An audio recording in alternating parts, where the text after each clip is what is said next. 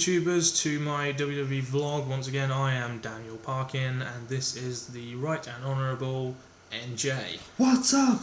I bloody wish you'd stop doing that.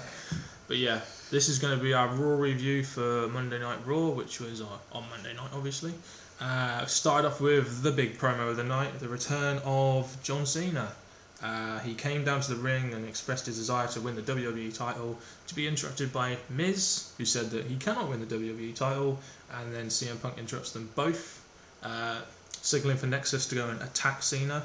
Nexus go and attack Cena, and we get Santino and Kozlov coming down to the ring to save the day. What a tag team. Santino, Kozlov and Cena clear the ring, and the GM makes the announcement that if Nexus get involved in the main event match between Cena and Punk, they will not be able to participate in the Royal Rumble. End of the promo. Led us very abruptly onto the next match, which was Santino and Kozlov versus the Usos. Niall, what did you think of that? With me, it was great to see Kozlov dominating most of the match, because that was something that should not have changed. And then obviously it went on to Santino getting the pin, which was good, because obviously Santino's continue with his push. But it would have been nice to see Kozlov getting the win and then to go back and become what he was before the WWE changed him. The dominant wrestler that he was introduced as. That's good. With regards to the Usos, I don't see the Usos. I can't see the Usos being a good tag team. I think this might be a preview for the Royal Rumble, but we don't know yet. I'll have to find out for the Royal Rumble. The next match was John Morrison versus Daniel Bryan, face versus face match. This match didn't really have much build-up. The wrestlers don't really have any history. There's no rivalry there. The match, two good wrestlers, so the match was okay. NJ, what do you think of the match? Well, I thought it was a good match. Obviously, the prediction was John Morrison to win. Yeah. But my favourite part of the match was when Daniel Bryan was trying to lock in his label lock, and John Morrison managed to escape it and did a running knee to the skull and won. Yeah, and the thing for me is that both these wrestlers are getting pushed, but John Morrison is getting pushed more towards the WWE title, as opposed to Daniel Bryan, who's just being this stale US champion. So he was always going to get the win there. He was always the one that was going to get the bigger push. And then we had the Sheamus promo, where he came out and proclaimed that he made John Morrison what he was. He claimed that he was better than Daniel Bryan and John Morrison, and said that he was going to win the Royal Rumble. No. But we do think that this has something to do with Triple H, as NJ will elaborate. I'm so looking forward to the turn of Triple H, who's going to come back and shut Sheamus up by pedigreeing him, and then hopefully, if he can skip round the PG era, use his little friend again, the Sledgehammer. I thought he was going to say Shawn Michaels. No, yeah, sadly not. But after the Sheamus promo, we had the Dolph Ziggler versus Randy Orton match, which, like the Morrison and Bryan match, it didn't have any build up. There was no history between the two. It was just another match.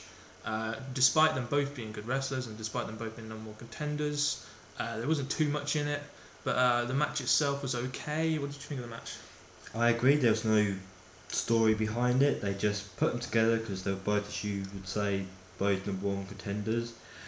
But the best part of the match was Ziggler about to lock in his zigzag and Orton able to counter it with his RKO. Yeah, and then we had the inevitable ending where, as soon as Orton finishes, Miz comes and preys on an injured, beaten down Orton, which to me was pretty sickening tap, but it was also very predictable.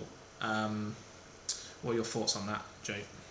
He came down with Alex Riley, and I'm like, Alex Riley, after the way Miz has treated you, get the hell out of there and go and become a single wrestler and fulfill your dream as a mid-card in the WWE. Yeah, you see, that's my opinion on Alex Riley, that he's not I don't like him in the main event scene with The Miz. I'd rather him be a mid-carder, or develop into a better wrestler and go after something like the US title. Because let's face it, we need something new in the US title. Daniel Bryan is winning too much. We need something new there. Next was the over the top rope the challenge that Ted DiBiase issued. And who else that came down other than who could Ted DiBiase not get over the top rope? Was it Mark Henry? Why did I not think of that? Oh, well, you just don't have the predictability skills that I have. But of course, Mark Henry comes out. He chucks Ted DiBiase over the top rope in about 15 seconds. More evidence that Ted DiBiase is jobbing in WWE. Outcomes, and then after that, outcome 10 more superstars like Sheamus. Can you name a few? NJ? R-Truth. Yeah, R-Truth. David Hart Smith, Tyson Kidd, the one with the really bad haircut like me. And Sheamus continues to clean house, and then he gets eliminated by Mark Henry, of course.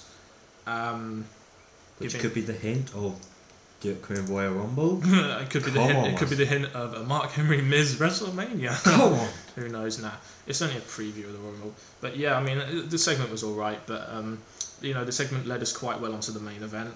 Before we go on to the main event, Punk really creeped me out in Raw with his awful stare and his awful smile before saying the word faith. It seems to be his new little cube word.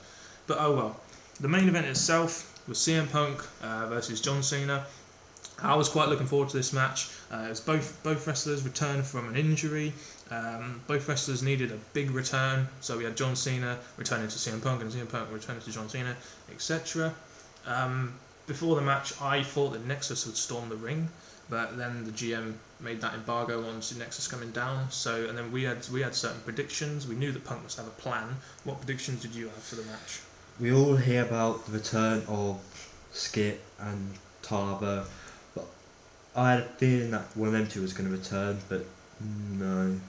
They pick out an FCW champion in Batista lookalike Mason Ryan. Now, in my opinion, it made a big impact. We did not expect that to happen. He's a big guy. He looks like a kind of guy who could really make an impact on Raw, even though we've never seen him before. He slammed Cena. CM Punk sacrificed himself, and then he aligned himself with Nexus. Have you got any more thoughts on that? No, I just thought that this could be the start of Nexus improving for what happened last week. Because last week they lost 2 members, and it didn't seem like they were much of a group when they attacked Cena earlier with 3 people. It just didn't seem a very big group. But now with 5 people, they could go on and they can go on and really cause some destruction like the old Nexus used to do. I hope so. And that was pretty much it. CM Punk won via a disqualification, and that was really it for Raw. I generally thought Raw was okay. It was watchable. The matches had good wrestlers, but they weren't necessarily good in the way they were built. What were your opinions, NJ? Well, after this week's Raw, I can understand why last week's Raw was so crap. Yeah, like I also can understand why they did what they did. It was build up to this. We all thought Nexus were going to go down, but they got a new member, and there's reunited Nexus, and their whole thing of trying to thwart John Cena in his quest for whatever he's trying to do, the WWE title, winning the Royal Rumble. But that was Raw. What are your opinions of Raw? You people out there, don't hesitate to leave your comments in the comment section below if you have any opinions or anything you want to ask us. You can catch us on Twitter. My Twitter is Daniel_Parkin. NJ's is NJ17, and we're also very active on Tumblr. We do regular WWE blogs and reviews. My Tumblr is Daniel Parkin, and NJ's is WWE NJ. So, and please subscribe if you want to watch more of us. We will leave it there, and we will say bye-bye for now.